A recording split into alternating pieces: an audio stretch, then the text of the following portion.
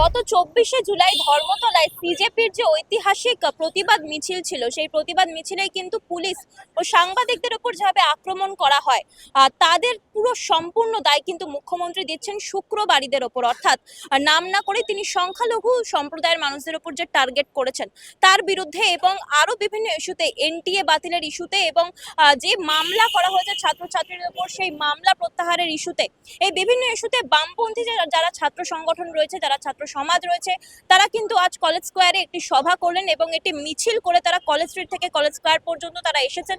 এই বিষয়ে তারা কি দাবি রাখছেন, কি বার্তা দিচ্ছেন, শোনাবো আপনাদের। ভারতবর্ষের সাংবিধানিক মূল্যবোধের প্রতি যাদের আস্থা আছে, যাদের সম্মান আছে, তারা এই কাজ করবেন। এই যে রাজনৈতিক দলটা ভারতে এবং পশ্চিমবঙ্গে শাসন ক্ষমতায় আছে, তারা দেশের সংবিধান মানে না, তারা দেশের স্বাধীনতার বিরুদ্ধে ছিল, তারা এক সময় দেশের পতাকার বিরুদ্ধে ছিল। স্বাভাবিকভাবে তারা এই ধরনের কাজ করবে, এটা অভিপ্রেত।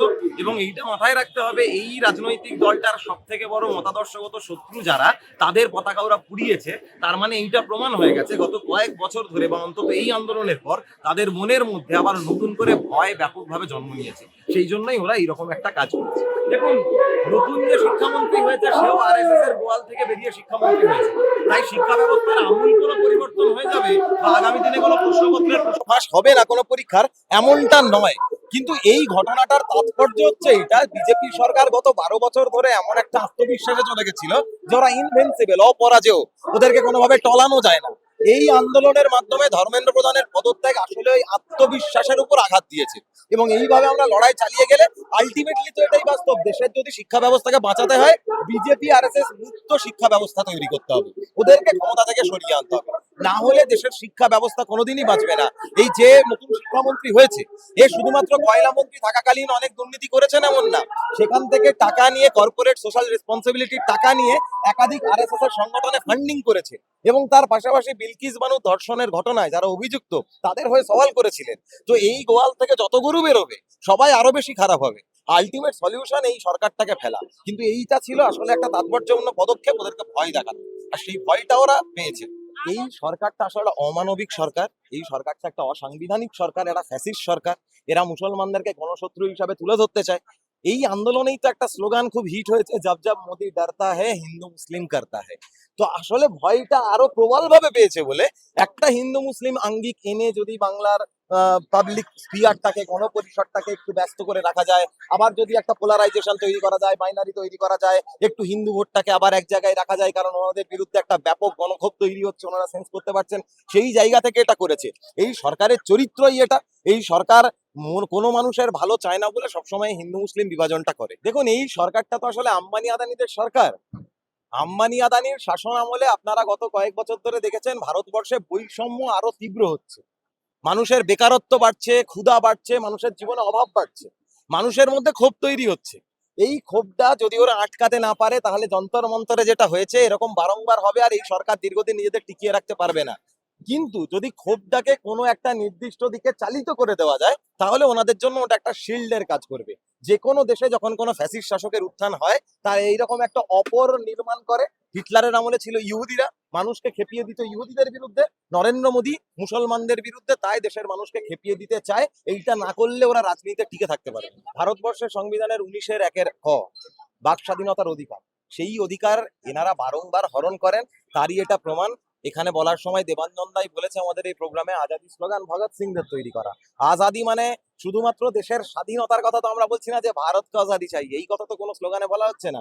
বিজেপি, আরএসএস, মনুবাদ, এই ধরনের যাবতীয় মানুষের উপর শোষণমূলক যে ব্যবস্থাগুলো বা যে মানুষগুলো বা যে রাজনৈতিক শক্তিগুলো আছে, তার হাত থেকে মানুষ স্বাধীনতা চাইছে, এনটিএর হাত থেকে স্বাধীনতা চাইছে, এই বিজেপির নেতামন্ত্রীদের হাত থেকে স্বাধীনতা চাইছে। আর সেই স্লোগান দেওয়া থেকে মানুষকে ওরা কতজনকে জেলে ভরবে, কতজনের দিকে পেলেট গান ছুড়বে, মানুষকে এই স্লোগান দেওয়া থেকে ওরা আটকাতে পারবে না। যারা ভারতবর্ষের আজাদির আন্দোলন, স্বাধীনতা আন্দোলনে অংশগ্রহণ করেনি, তাদের তো আজাদির স্লোগান শুনলে কানে লাগবে। তাদের আজকে কানে লাগছে কেন? কারণ তাদের যে বিজেপি, তাদের যে মাদার অর্গানাইজেশন আরএসএস, শ্রমিক বাবু যে সংগঠন করেন আরএসএস জনসংঘ, তারা ভারতবর্ষের স্বাধীনতা সংগ্রামে অংশগ্রহণ করেনি। 42-এর আন্দোলনে তারা অংশগ্রহণ করেনি। শ্যামাপ্রসাদ মুখোপাধ্যায় এই কলকাতা বিশ্ববিদ্যালয়ের 2 জন ছাত্রকে ব্রিটিশ পতাকাকে স্যালুট করেনি বলে তাদেরকে বেট মারার আদেশ দিয়েছে। এই শ্রমিক বাবু বলেছে নেতাজি হচ্ছে গুন্ডাদের সর্দার, তাহলে তাদেরকে তো তাদের তো আজাদির স্লোগান শুনলে তাদের তো হৃদকম্প কাঁপবে, তাদের তো ভয় লাগবে, তাই তার আজাদি নিয়ে তারা এই সমস্ত কথা বলছে। দেশকে রক্ষা করবার লড়াই, এই লড়াইটা আম্বেদকরের সংবিধানকে রক্ষা করবার লড়াই। এটা হচ্ছে বিজেপির কালচার, যে অন্য রাজনৈতিক দল তাদেরকে হেয় করা, তাদের আক্রমণ করা এবং তাদের কোনো করা বামপন্থাকে মেলাইন করার চেষ্টা তারা করছে। কারণ জানে পশ্চিমবঙ্গের বুকে বামপন্থাকে মেলাইন না করলে তাদের যে সাম্প্রদায়িক রাজনীতি সেটা পশ্চিমবঙ্গে স্থাপন তারা করতে পারবে না। তাই তাদের বামপন্থা নিয়ে তাদের এত অ্যালার্জি, বামপন্থীদের এই জন্য পতাকা পোড়াচ্ছে তারা।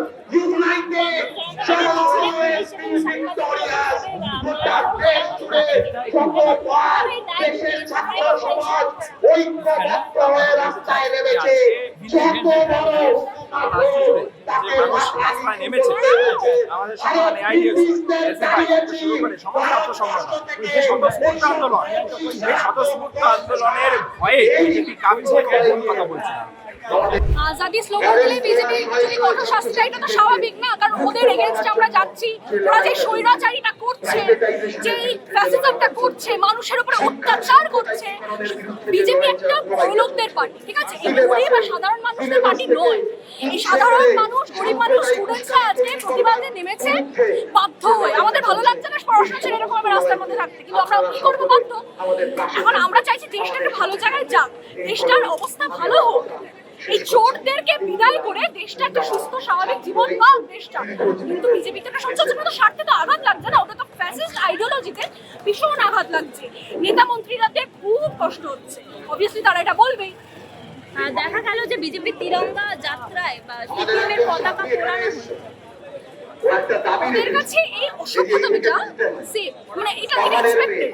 দেখো কুকুরকে কুকুর যদি আমায় কামড়ায় আমি তাহলে কুকুরকে কামড়াবো, তাই ওদের কাছে এই অসভ্যতামিটা এক্সপেক্টেড। যারা রীতিমতো রেপকে ওরা গ্লোরিফাই করে, মেয়েদের পড়াশোনাটাকে নিচু ভাবে দেখে, সাপোর্ট করে না, যারা ডোমেস্টিক ভায়োলেন্সকে গ্লোরিফাই করে, যারা পড়াশোনার ভ্যালু জানে না, অশিক্ষিত সব নেতাগুলো, তাদের কাছে এই রকম জিনিসপত্রগুলো খুবই নর্মাল। মানে ওরা যদি না করে আমি বলবো ভাই এটা বিজেপি নয়, মানে এটা করা মানেই আর বিজেপি টিএমসি দাদা হয়। মানে নেতাজি সুভাষচন্দ্র বসুকে নিয়ে বারংবার দেখা গেছে যে তারা অন্যরকম মন্তব্য করেছেন।